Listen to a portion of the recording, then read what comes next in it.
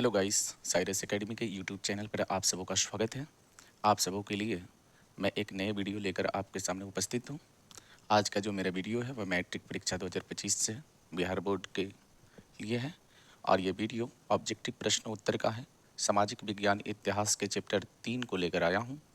चलिए अब शुरू करते हैं। प्रश्न नंबर 1। चलिए प्रश्न है कि हिंद चीन पहुँचने वाले प्रथम व्यापारी कौन थे? बताइए, हिंद चीन पहुंचने वाले प्रथम व्यापारी कौन थे? अंग्रेज, फ्रांसीसी, पुर्तगाली या डच? हिंद चीन भारत के पूर्व में पड़ता है, म्यांमार के बाद। वहां सबसे पहले कहाँ के व्यापारी पहुंचे थे? तो याद रखिएगा, पुर्तगाल के व्यापारी पहुंचे थे। अगला प्रश्न देखते हैं कि अंकोर वाट का मंदिर कहाँ स्थित है? Vietnam, Thailand, Laos, Cambodia? याद रखिएगा, इसका सही जवाब होगा कंबोडिया। कंबोडिया में अंकोर वाट का मंदिर स्थित है। अगला प्रश्न देखते हैं कि अंकोर वाट के मंदिर का निर्माण किस शासक के द्वारा करवाया गया? सूर्यवर्मन द्वितीय, नरोत्तम, शिहानुक, कुआंग या इनमें से कोई नहीं? इसका सही जवाब क्या होगा? बताइए।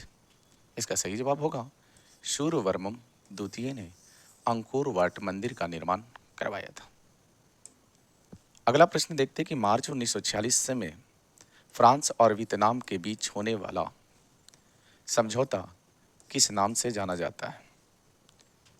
जनेवा समझौता, हनोई समझौता, पेरिस समझौता या धर्मनिरपेक्ष समझौता? बताइए 4 नंबर प्रश्न का आंसर क्या होगा? 4 नंबर प्रश्न का आंसर होगा साथियों हनोई समझौता।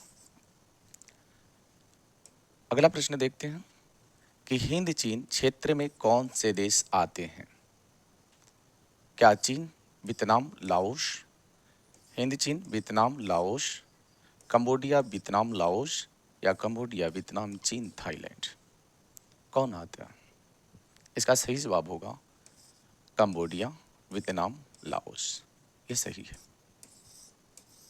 यही 3 देश आते हैं। अगला प्रश्न देखते हैं साथियों कि वियतनाम में टोकिन फ्री स्कूल की स्थापना कब हुई थी? 1907, 1908, 1910, 1911? 6 नंबर प्रश्न का सही आंसर क्या होगा? साथियों इसका सही आंसर होगा कितना होगा? 1907 होगा या 1908 होगा या 1910 या 1911? इसका सही आंसर क्या होगा? तो याद रखिएगा, इसका सही आंसर होगा 1907। ठीक है, 6 नंबर प्रश्न का आंसर क्या होगा? 1907। अगला प्रश्न देखते हैं। अगला प्रश्न है कि the history of Laos loss of Vietnam किसने लिखा? हो चिन मिन, फॉन वुई चाओ, कुआंग या त्रियू? 7 नंबर प्रश्न का सही आंसर क्या होगा? याद रखिएगा साथियों, फॉन वुई चाओ था 7 नंबर प्रश्न का आंसर है। 8 नंबर प्रश्न देखते हैं, हुआ हुआ आंदोलन किस प्रकृति का था? ये क्रांतिकारी था, धार्मिक था, साम्राज्यवाद समर्थक या क्रांतिकारी एवं धार्मिक था? 8 नंबर प्रश्न का सही आंसर क्या होगा? तो 8 नंबर प्रश्न का सही आंसर है क्रांतिकारी एवं धार्मिक दोनों था। चलिए 9 नंबर प्रश्न देखते हैं कि नरोत्तम सिहानुक कहाँ के शासक थे? बताइए कहाँ के थे? Vietnam, Laos, Cambodia, Thailand, Cambodia? बताइए 9 नंबर प्रश्न का सही आंसर क्या होगा? नरोत्तम सिहानुक कहाँ के शासक थे? कंबोडिया के शासक थे, जहाँ अंकोर वाट का मंदिर था। अगला प्रश्न देखते हैं, हिंद चीन में बसने वाले फ्रांसीसी कहे जाते थे? क्या फ्रांसीसी, जनरल, क्लोन या शासक वर्ग? 10 नंबर प्रश्न का सही आंसर क्या होगा? 10 नंबर प्रश्न का सही आंसर क्या होगा? क्या कहलाते थे? तो याद रखिएगा मेरे साथियों, क्लोन कहलाते थे। अगला प्रश्न देखते हैं। अगला प्रश्न है कि हिंद चीन क्षेत्र में अंतिम युद्ध की समाप्ति के समय में अमेरिकी राष्ट्रपति थे? Roosevelt, Nixon, George Bush, Washington. याद रखिएगा वाशिंगटन नहीं होगा, क्योंकि अमेरिका की स्वतंत्रता के बाद यही वहां के राष्ट्रपति बने थे। बताइए कौन थे? 11 नंबर प्रश्न का सही आंसर कौन होगा?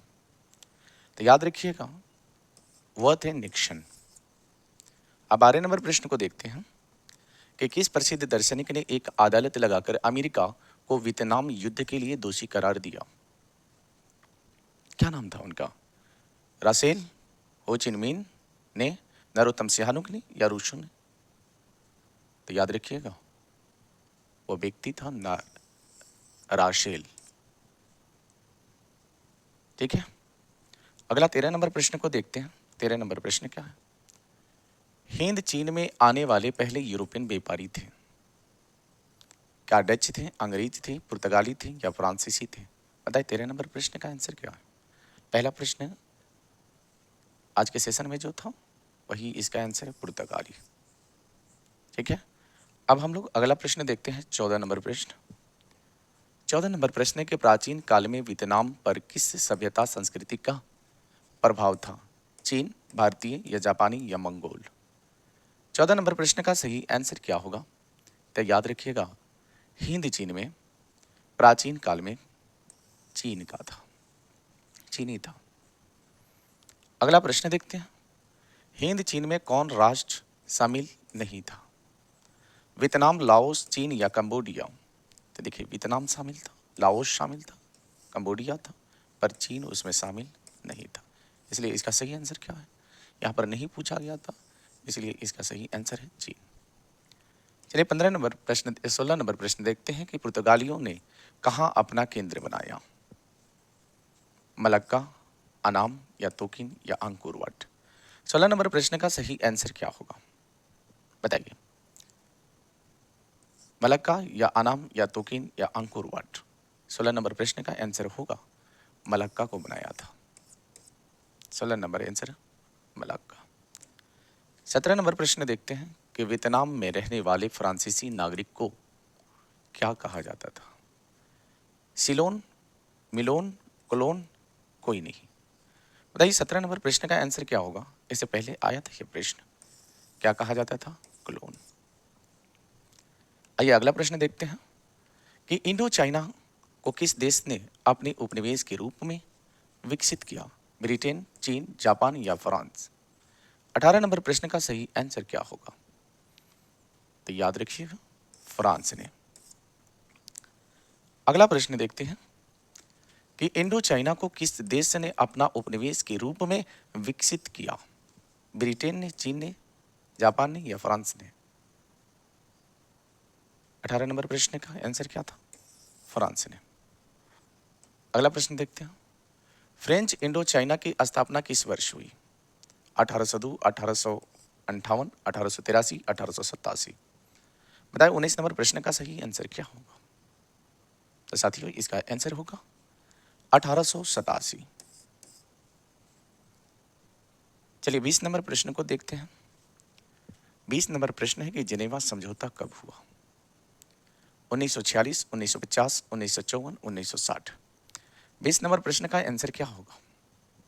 तो याद रखिएगा जिनेवा जो समझौता हुआ था वह 1954 में हुआ था। ठीक है, अगला प्रश्न देखते हैं। अगला प्रश्न क्या है? कंबोडिया फ्रांस का संरक्षित राज्य किस वर्ष बना? 1862, 1863, 1873, 1874? बताइए 21 नंबर प्रश्न का सही आंसर क्या होगा? 21 नंबर प्रश्न का सही आंसर बताइए। 1863 इसका सही आंसर। अब हम लोग 22 नंबर प्रश्न देखेंगे। वियतनाम एक एकीकरण पूर्ण हुआ, वियतनाम का एकीकरण पूर्ण हुआ 1870 में, 1879 में, 1875, 1880? 22 नंबर प्रश्न का सही आंसर क्या होगा मेरे साथी? याद रखिएगा 1875 में हुआ था। अगला प्रश्न देखते हैं कि संयुक्त वियतनाम का गठन किस वर्ष हुआ? 1954, 1968, 1974, 1975? 23 नंबर प्रश्न का सही आंसर क्या होगा? याद रखिएगा 1975 में हुआ था। अब हम लोग 24 नंबर प्रश्न देखेंगे। कि वियतनाम लोकतांत्रिक गणराज्य की स्थापना किस वर्ष हुई? 1943, 1944, 1945, 1946। तो 24 नंबर प्रश्न का सही आंसर क्या होगा? तो याद रखिएगा 24 नंबर प्रश्न का आंसर होगा मेरे साथियों 1945। अब हम लोग 25 नंबर प्रश्न को देखेंगे कि अमेरिका ने रबड़ के बागान पर किस रसायन का छिड़काव किया? नपाम का, माइली या एजेंट ऑरेंज का या जरीला का? देखिए अमेरिका ने रबर के बागान पर किस रसायन का छिड़काव किया? तो याद रखिएगा एजेंट ऑरेंज एक प्रकार का जहर था, इसी को उसने क्या किया था? छिड़काव किया था। 25 नंबर का आंसर होगा एजेंट ऑरेंज। अगला प्रश्न है लाल खमेर सेना किसकी थी? कैप्टन कंगाली की, सिहानुक की, पोल पोट की या हैंक सामरीन की? 26 नंबर प्रश्न का सही आंसर क्या होगा मेरे साथियों? तो याद रखिएगा इसका होगा सिहानुक की। ठीक है, अब आते हैं 27 नंबर प्रश्न को देखते हैं। हो चिन मिन का शाब्दिक अर्थ क्या होता है? क्रांतिकारी या सुधारक या पथ प्रदर्शक या दार्शनिक? 27 नंबर प्रश्न का आंसर क्या होगा? तो याद रखिएगा पथ प्रदर्शक। अगला प्रश्न देखते हैं कि लियांग किचाउ कौन था? चीनी सुधारक, जापानी दार्शनिक, वियतनामी क्रांतिकारी या इनमें से कोई नहीं? 28 नंबर प्रश्न का सही आंसर क्या होगा बताइए? लियांग किचाउ कौन था? चीनी सुधारक था, जापानी दार्शनिक था, वियतनामी क्रांतिकारी था या 28 नंबर का आंसर क्या होगा? इनमें से कोई नहीं था। ठीक है, ना वियतनामी क्रांतिकारी था, ना जापानी दार्शनिक था, ना चीनी सुधारक था। अगला प्रश्न देखते हैं कि वियतनामी कम्युनिस्ट पार्टी के संस्थापक कौन थे? हो चिन मिन, गुयेन अना या राजा फतेह या हुइन फूशो? 29 नंबर प्रश्न का सही आंसर क्या होगा? तो याद रखिएगा वियतनामी कम्युनिस्ट पार्टी के संस्थापक पूछ रहा है, तो इसका आंसर हो जाएगा हो चिन मिन। अगला प्रश्न देखते हैं कि वियतमिन या वियतनाम स्वतंत्र लीग की स्थापना की बाओदई ने, हो चिन मिन ने, फन बुचाओ ने या क्वांग दे ने? मेरे साथियों इसका आंसर क्या होगा? 30 नंबर प्रश्न का आंसर बताइए। तो याद रखिएगा हो ची मिन ने। अगला प्रश्न देखते हैं। अगला प्रश्न है कि लियो हाकस्त NLHS किसकी राजनीतिक पार्टी थी? 31 नंबर प्रश्न का सही आंसर बताइएगा। 31 नंबर प्रश्न का सही आंसर होगा पाथेट लाओ की। चलिए अगला प्रश्न देखते हैं कि रिवोल्यूशनरी सोसाइटी दुई तान हुई की स्थापना किसने की थी? अब बताइए कुआंग दे ने, फन वुईचाओ ने या फन चू त्रि ने या त्रि आयु ने? 32 नंबर प्रश्न का सही आंसर क्या होगा मेरे साथियों? तो 32 नंबर का सही आंसर होगा फन बुई चाओ ने। ठीक है, क्या होगा? फन बुई चाओ। चलिए अगला प्रश्न देखते हैं। अगला प्रश्न क्या है कि वियतनाम में अनामी दल की स्थापना किसने की थी? जन गुयाइन आई ने या फन बुई चाओ ने या फन चू त्रिनहो ने कि हु ची मिन ने? 33 नंबर प्रश्न का सही आंसर बताइए कि 33 नंबर प्रश्न का सही आंसर क्या होगा? तो याद रखिएगा जुन गाइन आई ने किया था या फन बुई चाओ ने किया था कि फन चुन त्रि ने किया था कि हो चिन मिन ने किया था? तो 33 नंबर प्रश्न का आंसर है मेरे साथियों जोइन गुयन आई ने किया था। अगला प्रश्न देखते हैं कि वियतनाम युद्ध की समाप्ति की किस अमेरिकी राष्ट्रपति के समय में हुआ? क्या जॉर्ज वाशिंगटन था कि निक्सन था कि जॉन F कैनेडी था या F रूजवेल्ट था? 34 नंबर प्रश्न का सही आंसर होगा कि उस समय वहां का राष्ट्रपति निक्सन हुआ करता था। अगला प्रश्न देखते हैं कि हुआ हुआ आंदोलन का प्रेरणेता कौन था? वाइन फूशो, नगुयेन थट थट थाना या लियांग किचाऊ या फन बुईचाऊ? फन बुईचाऊ, बताइए कौन होगा? 35 नंबर प्रश्न का सही आंसर होगा हुइन फूशो, हुइन फूशो। अगला प्रश्न देखते हैं कि फन चू त्रि किसमें विश्वास रखते थे? राजतंत्रात्मक व्यवस्था में, गणतंत्रात्मक व्यवस्था में, समयवादी व्यवस्था में या सैनिक व्यवस्था में? 36 नंबर प्रश्न का सही आंसर बताइएगा मेरे साथियों। इसका सही आंसर होगा कि गणतंत्रात्मक व्यवस्था में। ठीक है, अगला प्रश्न देखते हैं। 37 नंबर प्रश्न क्या है? गणतंत्रात्मक व्यवस्था में, तो ये तो हो गया था। अगला प्रश्न देखते हैं कि वियतनाम में टोकन फ्री स्कूल किस उद्देश्य से स्थापित किया गया? 37 नंबर प्रश्न का सही आंसर क्या होगा? सैनिक शिक्षा देने के लिए, या परंपरागत शिक्षा देने के लिए, या धार्मिक शिक्षा देने के लिए, या पश्चिमी शिक्षा देने के लिए? तो याद रखिएगा, वियतनाम में टोकन फ्री स्कूल किस उद्देश्य से स्थापित था? तब पश्चिमी शिक्षा देने के लिए। अगला प्रश्न है कि किस राष्ट्रपति के शासनकाल में अमेरिका ने वियतनाम युद्ध में पहली बार भाग लिया? निक्सन के शासनकाल में, वुडरो विल्सन के शासनकाल में, कैनेडी के शासनकाल में, या रूजवेल्ट के शासनकाल में? 38 नंबर प्रश्न का सही आंसर क्या होगा? तो 38 नंबर प्रश्न का होगा कैनेडी के शासनकाल में। इसके कैनेडी के शासनकाल में। चलिए साथियों, आज का वीडियो यहीं पर समाप्त करते हैं। अगर आप लोगों को मेरा वीडियो अच्छा लग रहा है तो हमारे चैनल को सब्सक्राइब करिए, लाइक करिए, और ज़रूरतमंद विद्यार्थियों के पास में हमारी वीडियो को भेजिए, ताकि वो इस वीडियो को देखकर वह इसे लाभ प्राप्त करें और अपने एग्ज़ाम की अच्छी तरीके से तैयारी करें। हमारे चैनल पे लगातार मैट्रिक का जब तक एग्ज़ाम नहीं होगा तब तक हर रोज़ 1 या 2 वीडियो अपलोड होते रहेंगे। आप लोग इस चैनल के साथ जुड़े रहें और अपनी मैट्रिक की तैयारी पूरी करें।